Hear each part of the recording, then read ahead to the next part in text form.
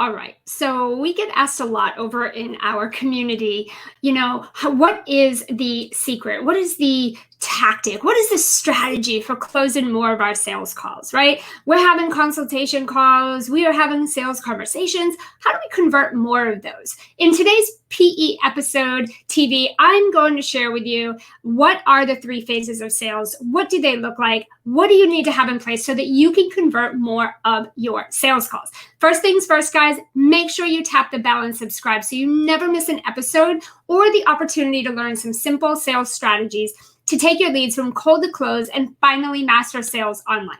My name is Keaney. I'm a sales ninja and a marketing mentor for high-achieving female coaches and VAs that want to ditch that hustle and they want to have a 6-figure scale in their online businesses by mastering their sales skills.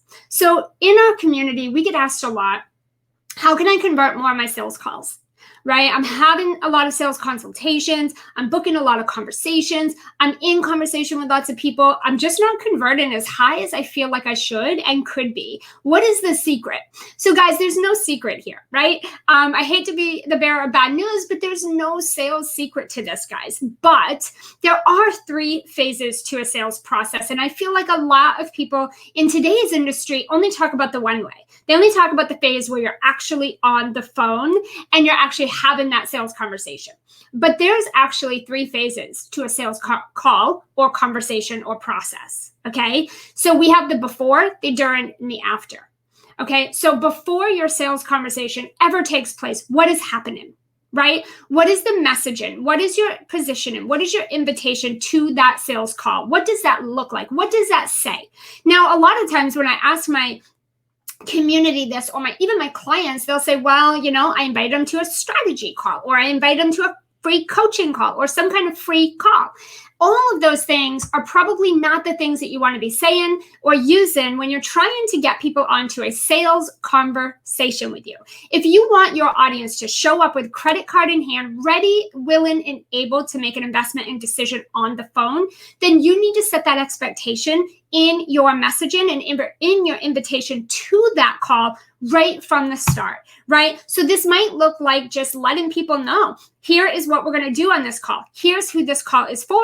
This is what we're doing. This is what it's going to look like. And we will be discussing working together on this call. So it's a specific messaging and invitation that says, this is a sales conversation. We will be discussing and signing you up for us to work together. Should it be an amazing fit? Okay, so that's the first part of the before phase, before you ever get someone on the phone.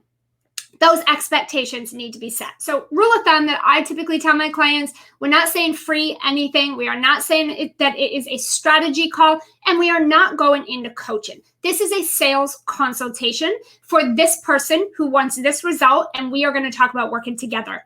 Okay, and that's the first part. Now, the second part of phase 1 is your qualification process. Many entrepreneurs who I talk to today do not have a clear, strong qualification process in place, or they don't have one at all. You need to be looking at vetting people. You need to be looking at how can you put a process in place that weeds out the people who are not ready, who are not going to be the people that get on that call with you and make that buying decision. Right? Versus who are the people that are like, yes, this is what I want. I'm ready. Let me grab my card. Let me get on the phone and let's have this conversation. I'm ready to get started. Right? A strong qualification process is non-negotiable. You need to have an application. You need to have some kind of form, some kind of questionnaire for them to fill out that goes hand in hand with that beautiful invitation that was very clear that you just put out to them. And now the next step is for them to solidify that they are really interested and have them answer a set of questions that tell you, is this someone I want to work with? Is this someone that I can help? Is this someone I want to give my time to and get on the phone with? Is this someone that will come into my program and get the win? Okay, so you need to have a nice, strong qualification process in place that goes hand in hand with that invitation that is very clear that this is a sales consultation. That way, you get to pick and choose who you get on the phone with and who you do not. Okay, So that is all phase one. That is before a sales call ever happens. That's phase one.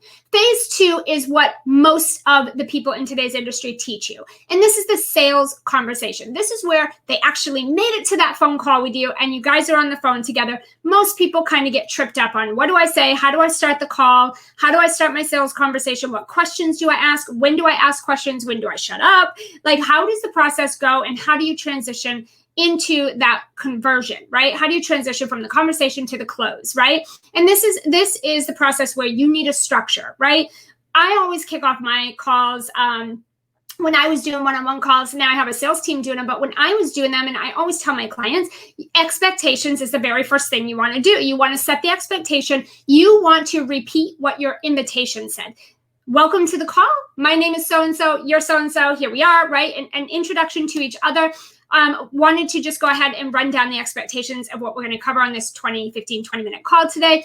And then you go into the expectation. I'm going to go ahead and ask you some questions. You're going to tell me this. I'm going to answer that. I'm going to ask you this.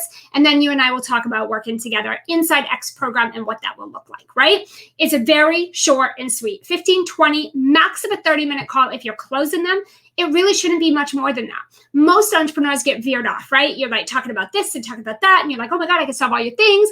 You need to keep it structured and focused on exactly what you guys are there for.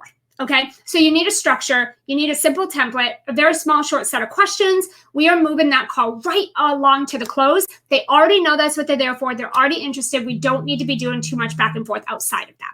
That's the actual conversion. Now, in most cases, what we hope is that up to 80%, you are converting those. You are closing those sales. They end in with a financial transaction where someone is giving you their money in exchange for your services.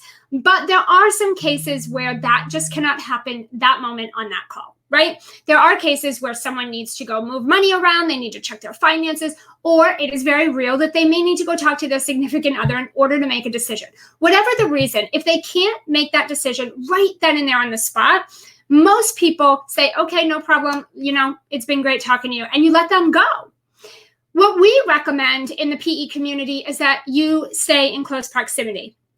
My rule of thumb with my clients is you don't hang up the phone without scheduling another follow-up call. You want to schedule another call, even if it is just to do a quick check-in and see how they're doing, but to keep you front and center in their mind, right? We don't want to just send them off and say, well, good riddance, bye, it was great speaking to you, good luck. We want to actually stay in close proximity. This is a potential buyer. They might need some time. They might need a little space. They might have to go off and do a few things. But if you can stay in close proximity with them, keep lines of communication open, and continue to reach out and have small conversations, you will get them to a place where you're the first person they think about when they finally get to that point. I can invest. And this could happen the same day, same week, same month, same year, whatever, or it could take a little bit of time. It just depends, right?